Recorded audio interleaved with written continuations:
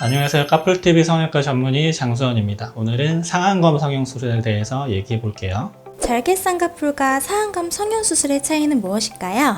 둘 다 절개를 한다는 의미에서는 똑같지만 절개 쌍꺼풀은 보통 이제 10대, 20대 분들 그리고 그 이후 분들의 이제 피부 절제 양이 중요해질 때는 상안검 성형수술이라고 합니다. 둘 다 똑같이 이제 절개 방법으로 고정을 하고 눈매 교정을 하면서 하는 건 똑같지만 피부 절제양, 그러니까 덮이는 부분이 많아서 절제양이 많아질 때는 상안검 성형수술이라고 하죠. 그래서 보통 연령대가 좀 높은 분들이 상안검 성형수술을 받게 됩니다.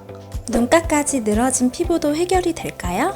상안검 성형수술에서는 쌍꺼풀 선 있는 부분까지만 처진 살이 해결이 되면 안 되고 그 바깥쪽 눈가까지 처져 있는 부분의 피부가 충분히 해결이 돼야 바깥쪽에 주름이 생겨 보이지 않습니다. 그래서 이제 수술할 때는 그 부분을 잘 해결하는 것이 포인트 중에 하나라고 볼 수 있습니다. 처진 피부를 잘라내는 수술인데 나중에 재수술이 가능한가요?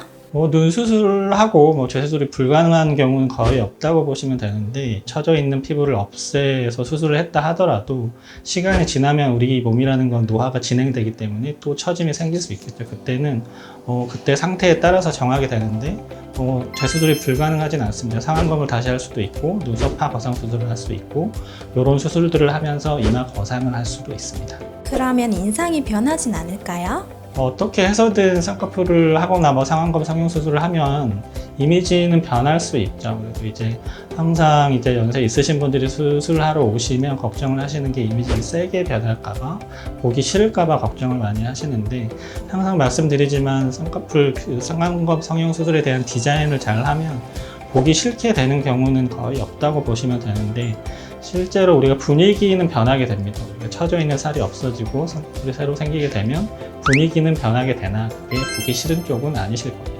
상안검 성형수술 적정 연령대는 언제인가요?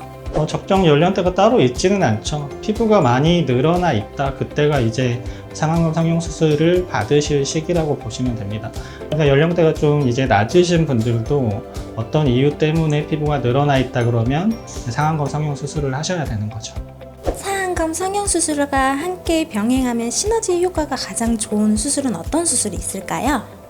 가장 흔히 하는 수술이 쌍꺼풀을 만들면서 피부를 자르는 상안검 성형 수술이지만 우리가 이제 눈썹과 눈 사이의 간격이 좁아진다던가 콧등의 주름이 깊어진다던가 그런 걸로 인해서 인상이 세 보이거나 답답함이 있을 때 이 수술께 예상이 될 때 하는 게 이제 대표적으로 이제 이마 거상이 되겠죠. 그래서 그런 부분들을 잘 파악해서 이 수술을 같이 했을 때는 어떤 효과가 있고 하지 않았을 때는 어떤 변화가 있을 거다라는 거를 잘 인지하고 수술하시는 게 좋습니다.